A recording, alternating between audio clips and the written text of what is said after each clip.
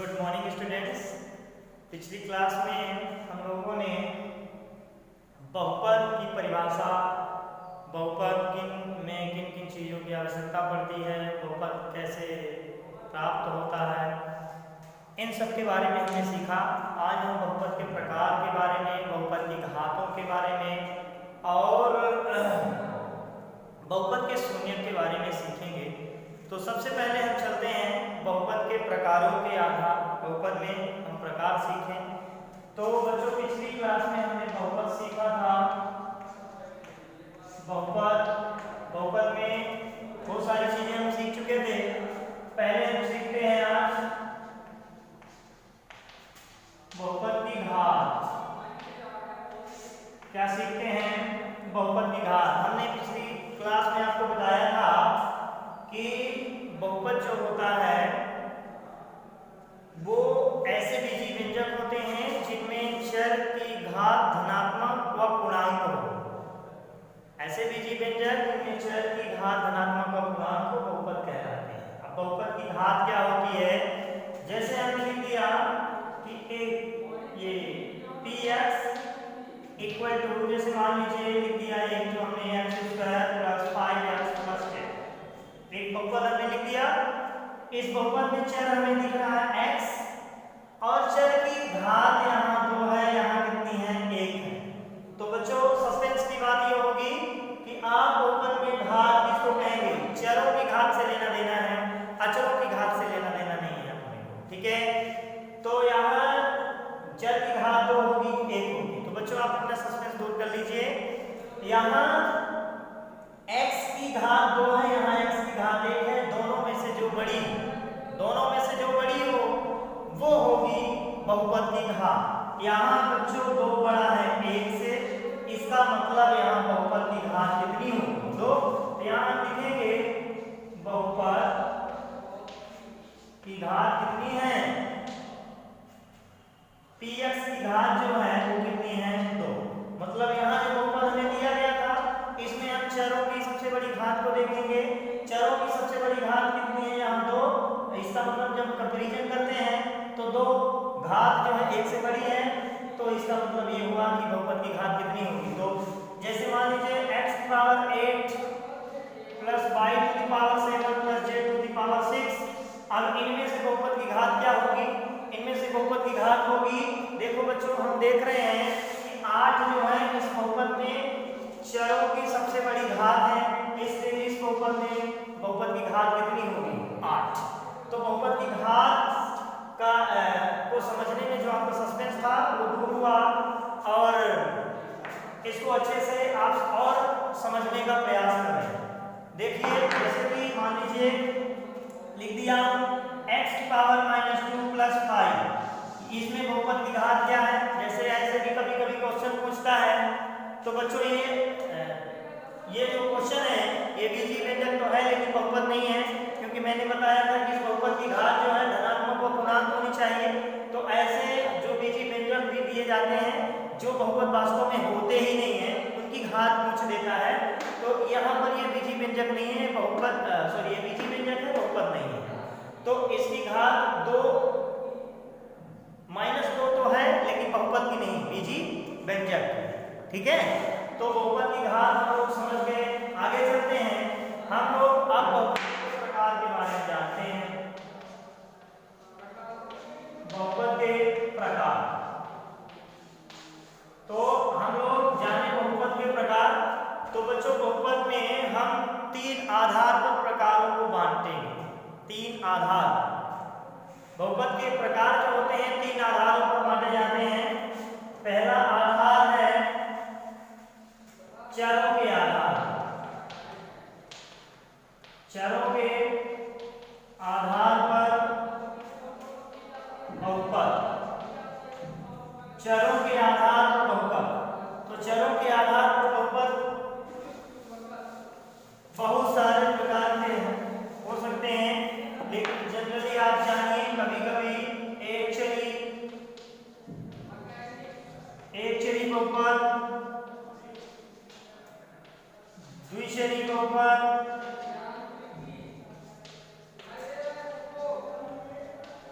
द्विचरी बहुपद, तीसरा है त्रिचरीय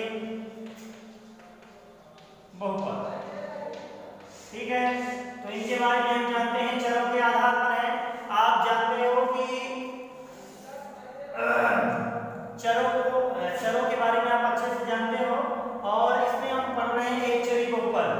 तो एक चरी बहुपद जो होता है वो क्या होता है बच्चों, एक ऐसा बहुपद जिसमें चरों की संख्या कितनी हो, एक। चरों की संख्या कितनी हो, एक, वो कहलाता है एक चरी बहुपद। जैसे एक चरी बहुपद का हम उदाहरण दे सकते हैं, x² + 5x + 6, यह एक चरी बहुपद है। अच्छा, आप लोग सोच रहे होंगे इसमें तो कई चर हैं। बच्चों, कई चर हैं चाहे कई पद रहें, जब चरों के आधार पर बहुपदों को बताया जाएगा तो हमें सिर्फ और सिर्फ चरों को देखना है।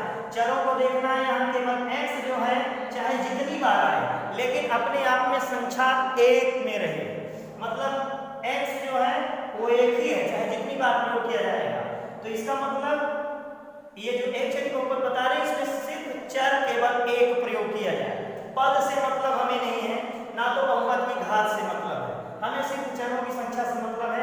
इसमें कितने चर हैं, एक ही चर है चाहे जितने बार प्रयोग किए जाए, इसलिए जो बहुपद है एक चरी बहुपद की श्रेणी में आएगा। जैसे यक्स एक बहुपद है, यक्स एक बहुपद है क्योंकि एक चरी बहुपद है। अब द्विचरी बहुपद जैसे मान लीजिए हम आपके सामने पेश करते हैं एक ऐसा बहुपद जिसमें चरों की अधिकतम संख्या कितनी हो, 2। तो कितना हो जाएगा, चरों की संख्या 2 हो, तो जैसे मान लीजिए हमने लिख दिया x + y, ये द्विचरी बहुपद है। ये कैसा बहुपद है, द्विचरी बहुपद है, क्योंकि इसमें कितने चर हैं, 2 चर हैं। घात से मतलब हमें नहीं है, सिर्फ चरों की संख्या से मतलब है। अब जैसे त्रिचरी बहुपद, जैसे हमने लिख दिया जैसे लिख दिया x + y - 6z², ऐसे लिख दिया, तो ये अभी एक ऐसा चरी बहुपद है, त्रिचरी बहुपद है। तो त्रिचरी बहुपद की क्या परिभाषा हुई, एक ऐसा बहुपद जिसमें चरों की संख्या कितनी हो, 3, 1 2 3। घात से मतलब हमें नहीं, 1 2 3, x चर है, y चर है, z चर है। तो हम क्या देख रहे हैं कि x y z 3 चर हैं, और घात कितने से है ये मतलब नहीं है, पद कितने हैं ये भी मतलब नहीं। तो ये हुआ चरों के आधार पर बहुपद। और भी बहुत सारे प्रकार के होते हैं। इसी तरह आप किसके आधार पर हम पढ़ेंगे बच्चों, चरों के आधार पर हमने पढ़ा, अब घात आप पढ़ेंगे घातों के आधार, घातों के आधार पर बहुपद। तो घातों के आधार पर बहुपद की हम बात करते हैं, तो जो घातों के आधार पर है बहुपद, तो एक घाती बहुपद, एक घाती बहुपद, द्विघाती बहुपद, द्विघाती बहुपद, तीसरा है त्रिघाती बहुपद।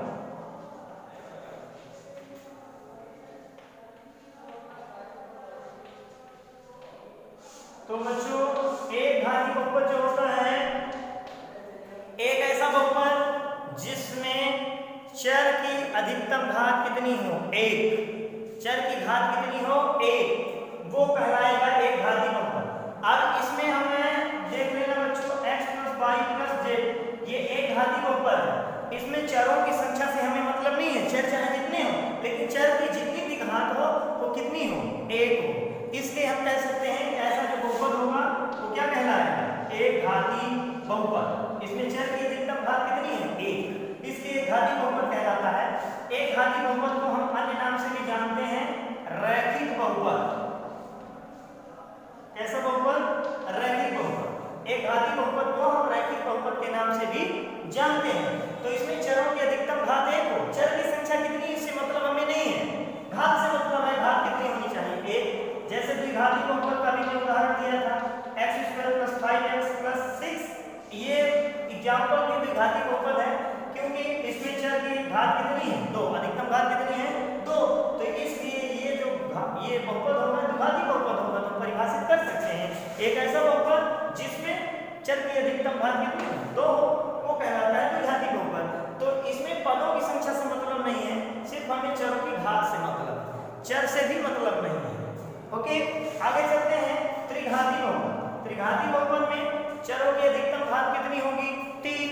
जैसे हमने लिख दिया x क्यूब कैसा बहुपद है? त्रिघाती बहुपद। पद से हमें मतलब नहीं है, सिर्फ हमें किससे मतलब है? घात से। तो इसकी अधिकतम घात कितनी है? 3। तो ये हुआ त्रिघाती बहुपद। अब घातों के आधार पर हम जान चुके हैं, अब इसके बारे में हम जानेंगे आगे।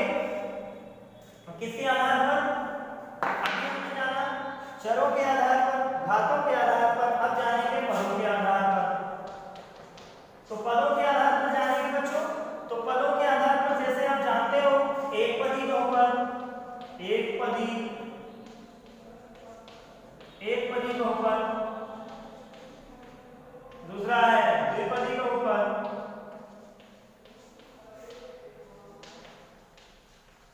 द्विपदी बहुपद, तीसरा है त्रिपदी बहुपद।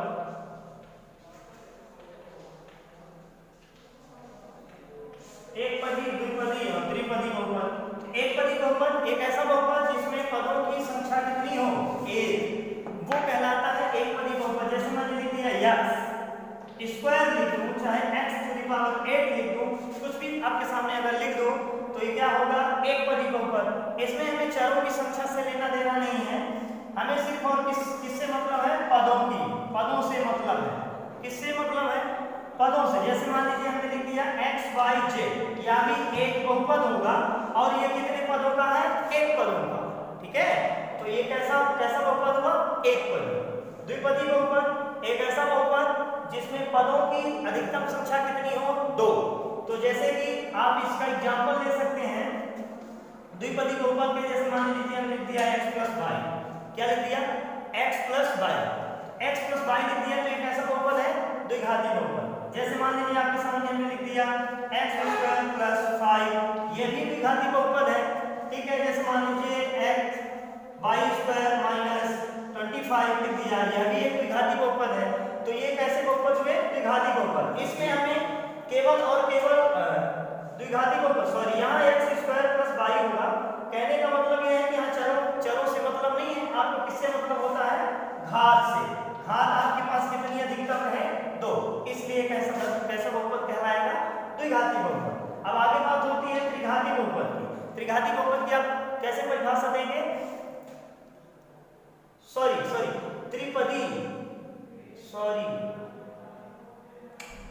सॉरी बच्चों, रुकिएगा आप लोग थोड़ा सा। यहाँ एक पदी बहुपद का मैं उदाहरण दिया आपके सामने, सॉरी गलती हो गई थी, मैं पढ़ा रहा हूँ आपको पदों के आधार पर, मैं बताने लगा घातों के आधार पर। देखो बच्चों, ये जो द्विपदी बहुपद है इसमें पदों की संख्या को आपको देखना है। किसको देखना है? पदों की संख्या को। जैसे मान लीजिए हमने लिख दिया x प्लस वाई, तो इसमें कितने पद हैं? 1 2, मतलब 2 चरों या 2 अचरों के बीच अगर प्लस या माइनस लग गया तो मानिए वो कितने पद हो गए? 2। जैसे देखिए एक चर हो गया, ये चर हो गया, इनके बीच क्या लग गया? 1 प्लस, इसका मतलब ये कितने पदों कट गया? 2, 1 और ये 2, तो ये द्विपदी बहुपद हुआ। इसमें घात भी आप कुछ भी लगा दें, घात से हमें मतलब नहीं है, सिर्फ हमें किससे मतलब है? पदों से। जैसे मान लीजिए अब हमें त्रिपदी बहुपद के बारे में बताना है, तो त्रिपदी बहुपद की कैसी परिभाषित करेंगे? एक ऐसा बहुपद जिसमें पदों की अधिकतम संख्या कितनी हो? 3। देखो बच्चों, जैसे कि मान लो लिख दिया x plus Y plus j, ऐसा भी लिख सकते हैं कि x square plus 5x plus 6, ये क्या है? त्रिपदी बहुपद। इसमें घात से मतलब आपको नहीं है ना, तो चर से मतलब, केवल आपको पदों से मतलब है। 1 2 3, 1 2 3। तो इस तरह हमने बच्चों बहुपद का शून्य जाना, बहुपद की घात जाना, बहुपद के प्रकार जाना। अब बच्चों आगे हम आप पढ़ेंगे बहुपद के शून्य। क्या पढ़ेंगे? बहुपद के शून्य।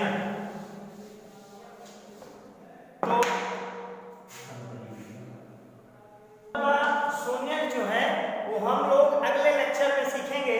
तो जितना मैं आपको आज बताया हूँ उसको आप लोग ध्यान से पढ़िए। अगर नहीं समझ में आया है तो आप कमेंट बॉक्स में कमेंट करिए, और अगर इसी तरह की वीडियो आपको देखते रहना है, आपको अगर पसंद आता है तो लाइक करिए, सब्सक्राइब भी करिए और शेयर भी करते रहिए।